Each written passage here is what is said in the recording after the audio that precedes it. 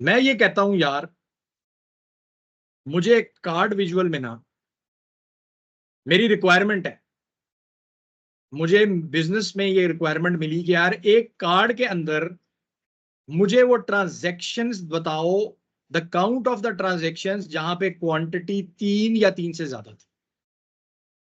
सवाल समझे आप? सवाल ये है कि इस कार्ड विजुअल में मुझे दिखाओ what is the count of transactions where the quantity was 3 और ग्रेटर देन 3। सवाल समझ आ गई थी सब लोगों को? सवाल की अगर समझ आ गई तो अगर मैं यहां पर जाऊं और जो मैंने ये अभी टेबल 1 बनाया था इसको यूज करके, तो आपके ख्याल में क्या जवाब मुझे यहां पे नजर आ रहा है इस व्यू में? आ रहा है। क्या है? इसमें जो टोटल नंबर ऑफ रोज है ये सब count of transaction which is having more and 3 and more than 3। Yes. So basically अगर मैं यहां पर जाके देखूं, ये नीचे जो मुझे चीज लिखी हुई नजर आ रही है,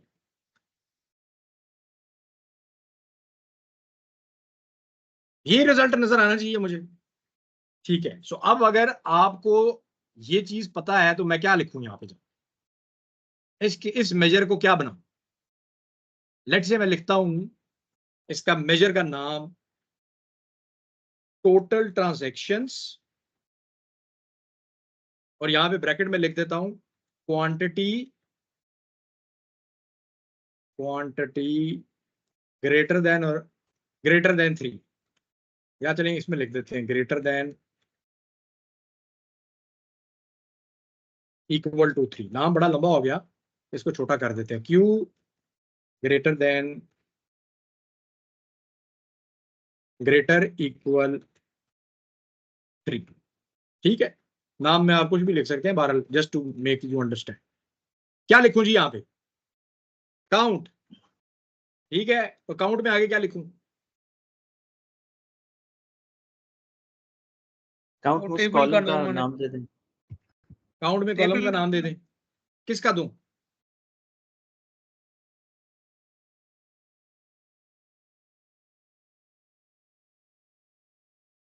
बताएं, किसी का भी दे दूं क्योंकि काउंट करना है उसने। ठीक है, तो ये चीज उठाई मैंने और ये चीज उठा के मैंने इधर फेंकी, और मैंने इसको जाके सिर्फ कहा कि भाई मुझे वो बगैर उसके दिखाओ।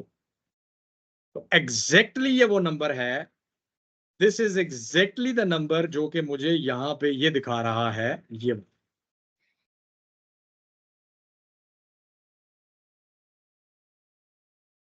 यही नंबर है सर।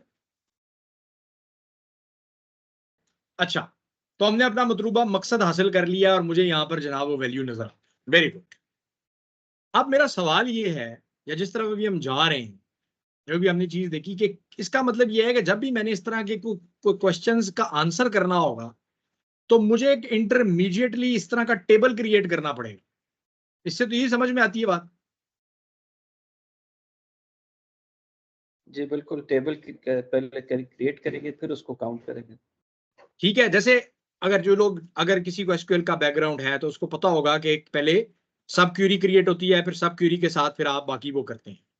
जब आपने कोई कॉम्प्लेक्स क्यूरीज लिखनी होती है तो 4 5 6, मतलब एसक्यूएल में 4 5 क्यूरीज को लिख के कंबाइन करके कोई रिजल्ट निकालना कोई बहुत बड़ी बात नहीं है। 200 300 लाइन की क्यूरीज होती हैं, बल्कि इससे भी ज्यादा की होती है। तो डैक्स में ये काम हमने कर लिया, लेकिन मुझे जो चीज बग कर रही है वो ये है कि यार अगर ये तो मैंने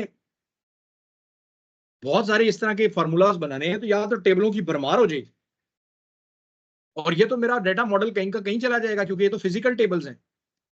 सो अभी जो हमने कॉन्सेप्ट पढ़ा था थोड़ी देर पहले, जो कि हमने ये काम किया था यूजिंग द वेरिएबल्स, किधर गया जी ये काम? किधर गया, किधर गया ये वाला काम? समहाउ अगर मैं एक वेरिएबल बना के, जो मैंने टेबल 1 बनाया है, मैं अगर उसका एक वेरिएबल बना लूं और फिर मैंने जो काम किया उसके बाद उसकी काउंटिंग किया, अगर मैं ये काम किसी तरीके से वर्चुअली कर लूं, कि ये टेबल फिजिकली टेबल ना हो, एक वर्चुअल टेबल हो, तो क्या ये मेरा मसला हल हो जाएगा?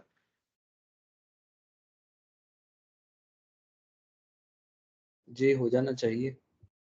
ठीक है, तो अब हम इसको करते हैं, और अब हम इस तरह करते हैं कि मैं ये जो काम है मैं इसी के अंदर ही इसको चेंज कर देता हूं, because obviously we don't really want this.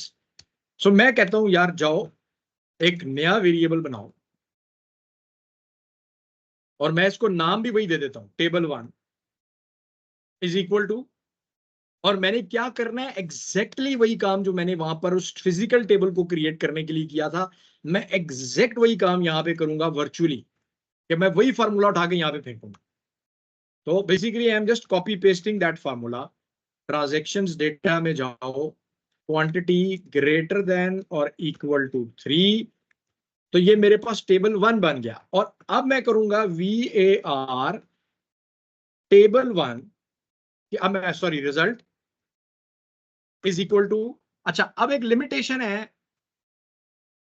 Aggregators की, किसी को याद है वो लिमिटेशन? जब हम सम देख रहे थे, काउंट देख रहे थे, मैंने आपको ये बताया था कि जो सिंगल कॉलम एग्रीगेटर्स होते हैं they only work for physical columns, they will never work for anything outside the physical column.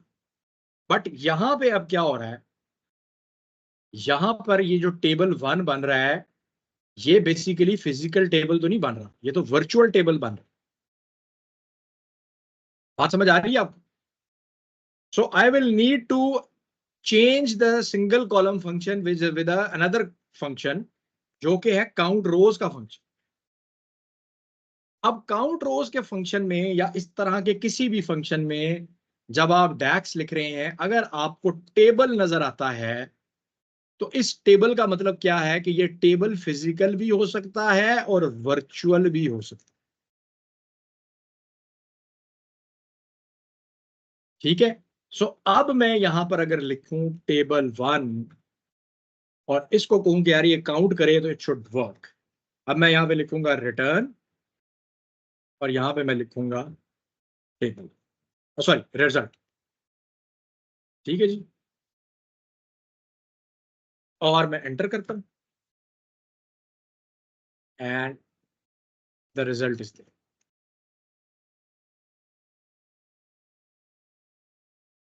सो अब सवाल मेरा ये है कि क्या ये जो मैंने table1 बनाया था ये वाला, क्या इसकी जरूरत है?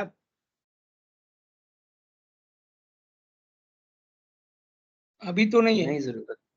तो मैं अगर यहां पर जाके इन 3 डॉट्स पे डिलीट करके क्लिक करके डिलीट फ्रॉम मॉडल करूं तो ये table1 यहां से गायब हो गया, लेकिन मेरा रिजल्ट अपनी जगह पे कहीं।